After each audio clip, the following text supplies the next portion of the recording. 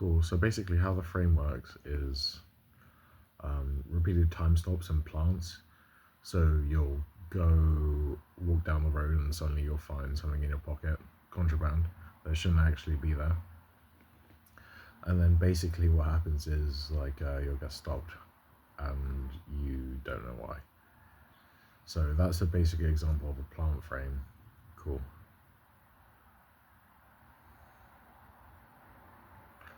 And these have occurred like multiple times throughout my life.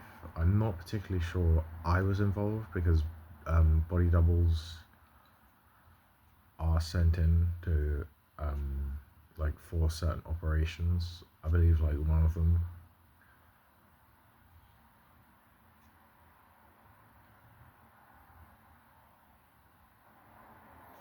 I believe one of them. They all go by Ben for a start. They don't exactly look identical, but their DNA does come up identical because they are clones or time clones or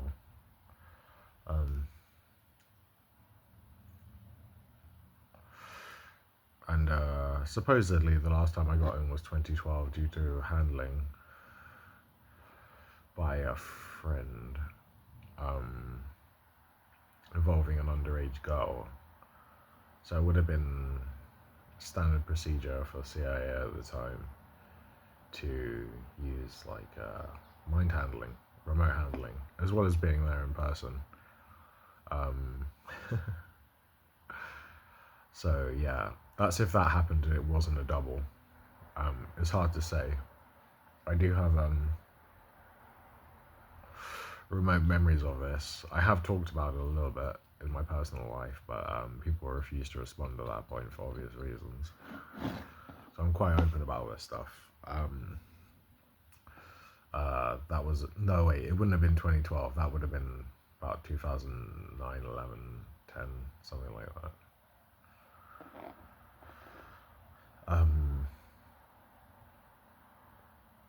Would have been about 2010, 11. Yeah, about 2011.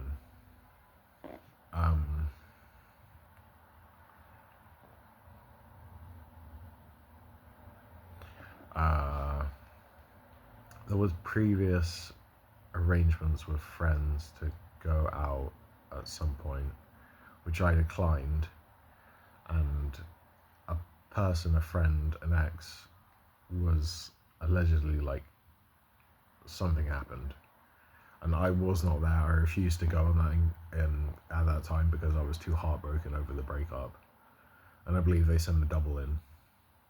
It could have been myself from a different timeline, but it wouldn't make sense. Right. He goes by 10 because there's a number of them and they're labeled like that. He might go by Spencer out on the street or something. There's considerable size differences and athleticism and all this stuff between us. So yeah, obviously I look a lot more meek than he does, but probably not at the time. Even at the time. Yeah, this is done to incriminate the victim, intimidate witnesses, and all sorts of stuff. This video is going to be titled Frames.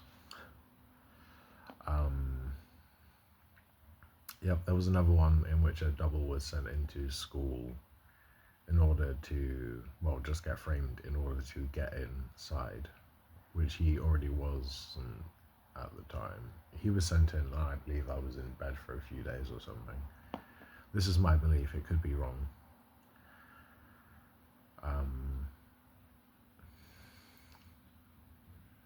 Right, I do not believe myself to be the same person as number one. I go by O, the original Ben. He would be number one. These could be time conventions because you get in, you experience time differently, so you can go forward in time and then you'd go back to a certain event. So it would work along different time trajectories and all this stuff, and honestly I cannot map any of this stuff. You need supercomputers and all this stuff to try and work it out, and a lot of headspace and time maps and all this stuff.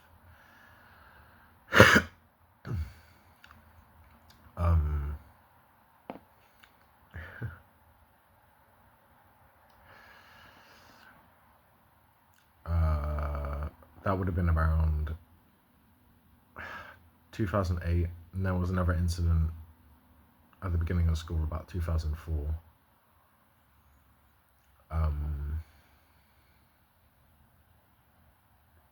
Oh, there was another incident about 2004. I'm not sure what the frame was there. Basically, they ended up with school children hate bombing me inside my head. Not exactly that. And some people playing friends and other people playing enemies, and in order to force me in again with another frame. So yeah, there's that. It would have been in the frame and handling. Right. There could have been along another time trajectory or something, and I'm dimly aware of this.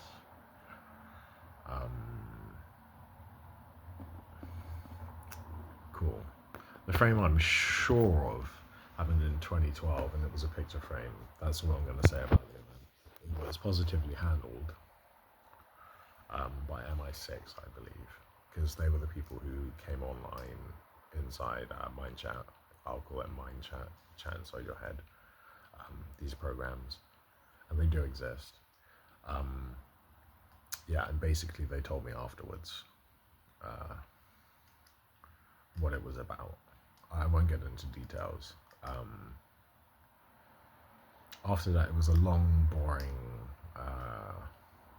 smoke session in my bedroom trying to recover from it, because it's not easy to recover from it. Yeah, there were definitely a victim involved in that crime. I reported it to the police and have like semi-cleared status on the whole thing, so I'm not too worried about it or speaking about it. I don't like getting into details, but you can obviously tell from a picture frame it's not great. But yeah, even the people involved end up traumatized from the whole thing, and obviously you have people in the street and reputation and all this stuff, and it ends up destroyed, and people do know around you, but they will not tell you. They'll tell you in the next room.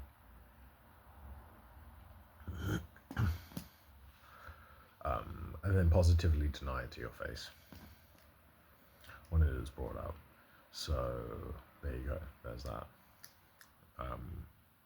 The deniability factor involved in this technology. There you go, there's another. So basically I sat around my bedroom and I studied the entire time. I read textbooks mainly, and I thought a lot. I actually knew at the time I was being spied on through Mindware. So yeah, there you go. I believe the setup was to get me to begin to think and learn and study. And so yeah, that happened. That took many, many years. After that, when it all began, I ended up with MI6 software planted on my phone. It was quite overt. It basically ended in a advertisement for joining them, being posted on Reddit after me making posts to Reddit about collapse of civilization, this kind of thing, because I really got into the subject. Like involved in Clio dynamics, that kind of stuff, the rise and fall of civilization and global apocalypse and this kind of fun stuff and fringe ideas and all this kind of stuff. I was doing hard science at the time, mainly studying on Wikipedia and coming up with ideas and messing around with ideas and like using inflatons as background space-time instead of general relativistic manifolds, going for a discrete approach instead of a continuous manifold that seems to have no physical basis. So that was the idea behind it. The ideas were not fully fleshed out, the math was not there, and so on, but the idea was produced, as well as discretization of time and yeah, those were the big ideas that came out of it.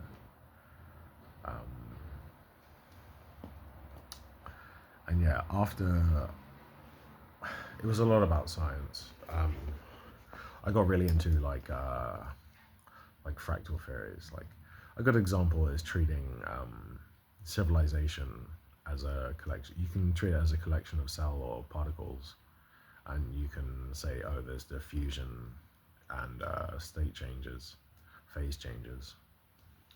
So you can have a solid state in which civilization emerges, or a fluid state in which resources are gathered, or migrations of people and so on, before they settle down and become a solid state. Some people may want to claim these ideas. They're out there, by the way. They are already out there, mate. It appears that way anyway. The moment you go to Google something, like you may Google hydrodynamic theories of electricity or something, and you may take analogies between electromagnetism and hydrodynamics and come up with stuff, or elasticity of space-time or something, and you can treat relativistic equations as elasticity.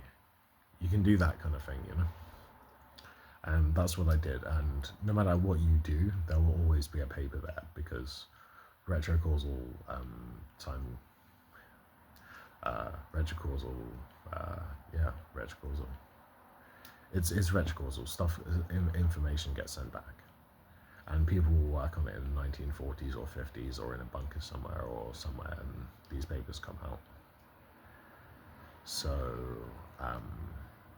so that's a bit about what I was actually doing in my bedroom. It was that and getting stoned, trying to have a good time while under a lot of external pressure due to gaslighting, and this was done through passers-by mainly. You'd have people outside your house and they'd yell out some comment or something, or you try to leave the street and people will harass you. This is done to isolate the target and to make them paranoid, and to make them out to be paranoid in case they actually want to talk out. Originally, you'll get a diagnosis of depression because you cannot talk about these things, and if you do talk about them, then you get a diagnosis of psychotic. Because believe me, people do actually talk, and they do talk ill of other people. It is not mental illness to think people talk ill. You know, it's absolutely ridiculous. People talk and people know each other. They meet, they have lodge meetings and so on. People know each other. They have meet and greets. That's just the physical face of it. But also they talk over mindware and mindnet and all this stuff. So there you go. Again, this is done to deteriorate your physical condition. So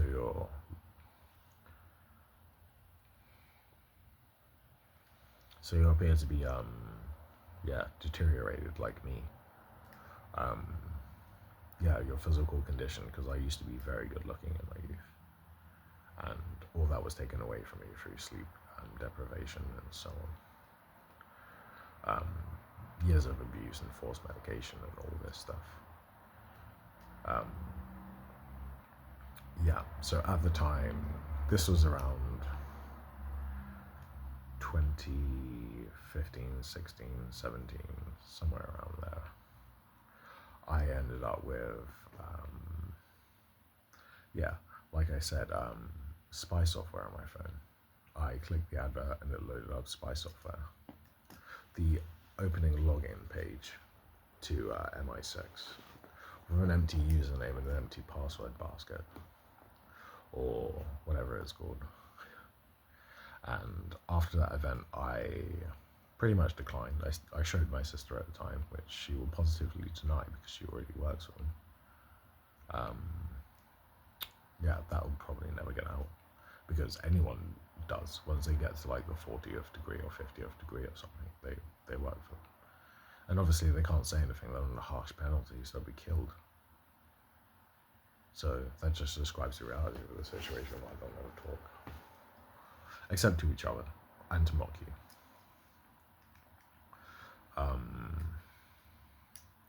It loaded up, and then my phone got bricked. It died. I showed my sister, and then it died. Wait, I didn't show her the opening. I'm not sure I showed her the opening login or talked to her about it. I definitely talked to her about it. I took a screenshot quickly, and this caused my phone to die. So I had the evidence on there. I took a screenshot and then my phone died. And then after that I was shuttled out the house. Not exactly, but within a week or two. And basically what then happened is I was pronounced psychotic because the intelligence services switched on my net, and then I had talking in my head. I don't like the word voices in your head because it sounds like a simpleton made it up to make you sound like a cunt. Right. It's just mind chat. Cool.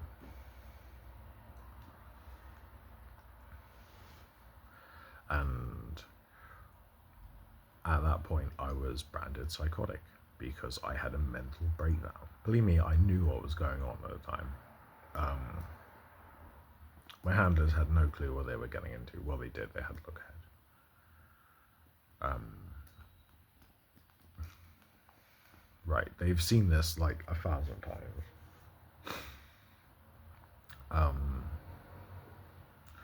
Right. After that event, I got sectioned after a suicide attempt because they drive you to suicide. It was a fake suicide attempt too. I took a bunch of really weak antidepressants or whatever. They're so weak you could take a handful of them and they don't really do much except I passed out in the back of an ambulance. It was a false arrest as far as I'm concerned. Yeah, and then you wake up in a secure mental hospital on a floor covered in piss or dried piss. It shows you how well you get treated. And then from there, I was taken to a second mental hospital, and there you meet, my dad's ex-operative partner, who I was told about as a child and probably met too. So it goes to show, yeah, all these plants in your life, they're definitely out there. So there you go, signing off.